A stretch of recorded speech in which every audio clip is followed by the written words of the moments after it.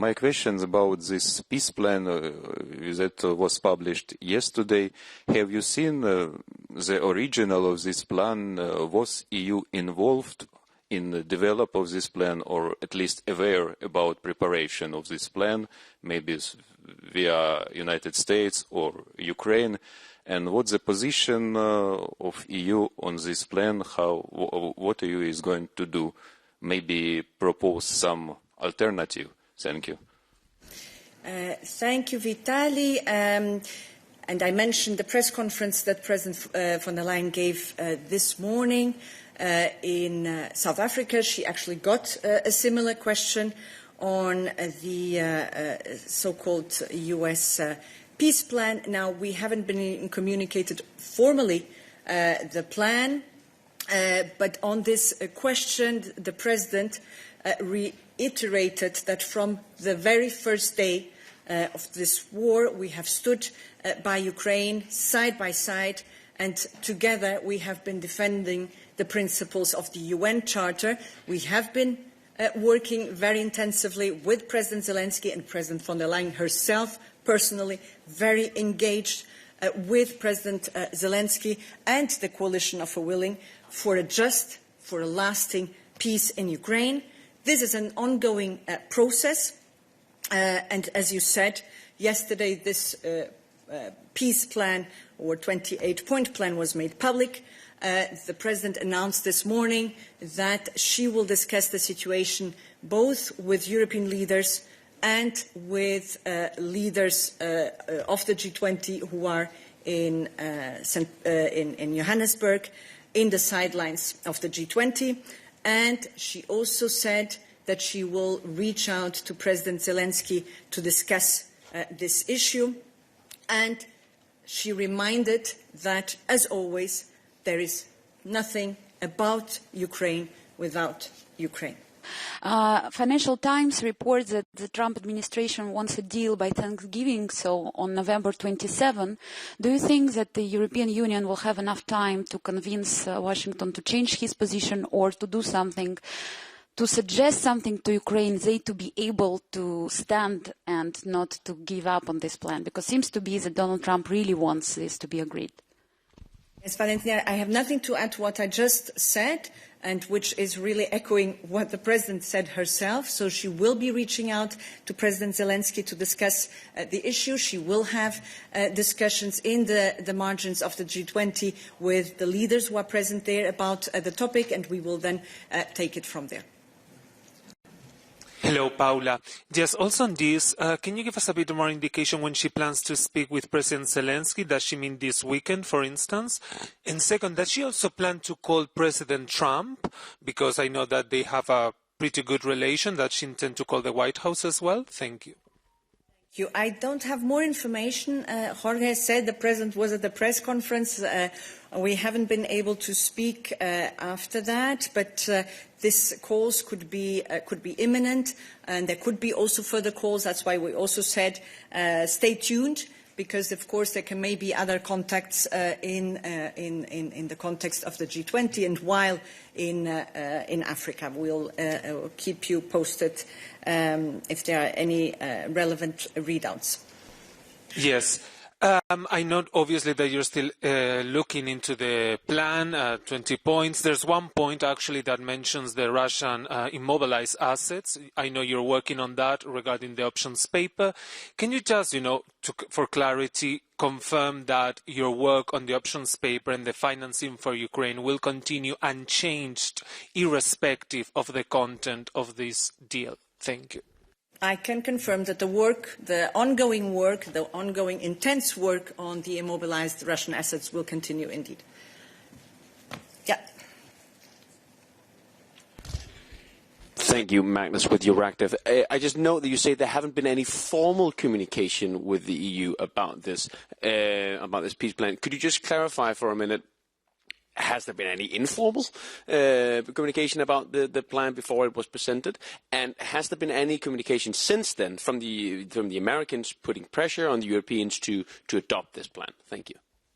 Magnus cannot confirm whether there have been any contacts with the US on this particular topic since the announcement yesterday of this plan, which was then published in many media sources.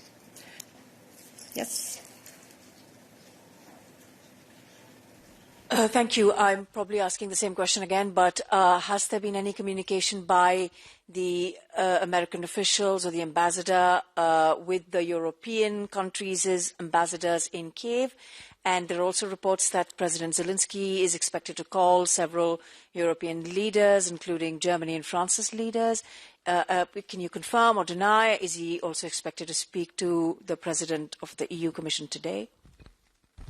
I mentioned this before. Of course, I cannot speak for other leaders. I can speak for President von der Leyen, who said herself today at the press conference in South Africa that she will be reaching out to President Zelensky. I cannot give you details about the exact timing of this call, but as said, stay tuned because there could be then any feedback if and when such contacts take place. Yeah, it's on Ukraine. According to some media reports, European officials are in Kiev working on another plan, on another peace plan with Ukrainians. This is a yes or no question. Can you confirm this? And if yes, can you elaborate more on this? Thanks. Anita, do we have more information about that?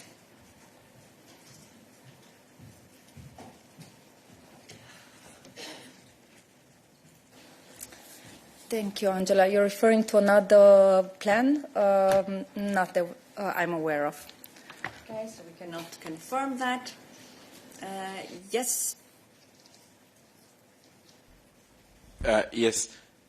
Am I right with my feeling that you don't seem particularly eager to intensively engage with the peace plan put forward by the US administration? Thank you. You are free to have your impressions, Diego. We are very, very keen on engaging with Ukraine, on engaging with our international partners who have shown interest in really bringing peace to this too long war, and that's what we will continue to do, as I also said already earlier today.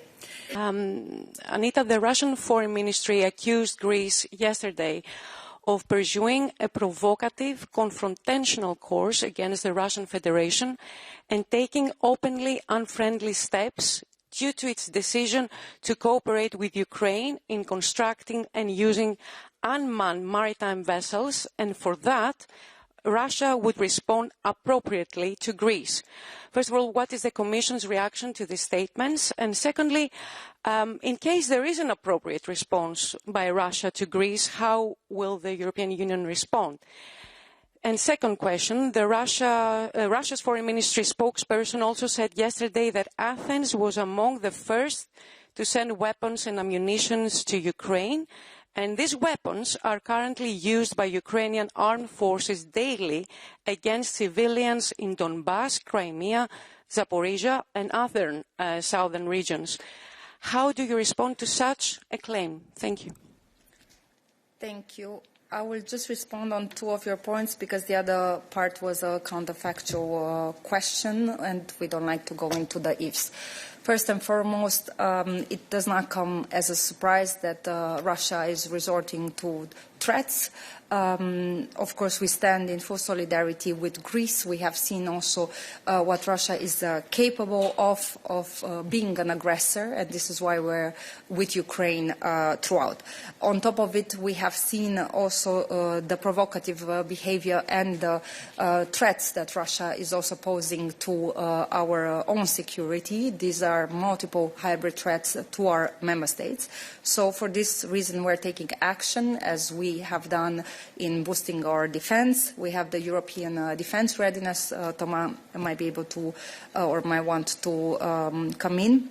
And this is why we're engaging in supporting Ukraine, but also in boosting our defense on that.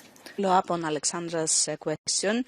Does the Commission has any estimation, any explanation for which reason the angriness by the Russians is triggered against Greece? Thank you. It's like you're asking from a bully why is he all the time angry. No, we cannot answer. How confident is the Commission that all member states remain aligned on Ukraine if the peace deal of President Trump diverges just from the policy of the European Union?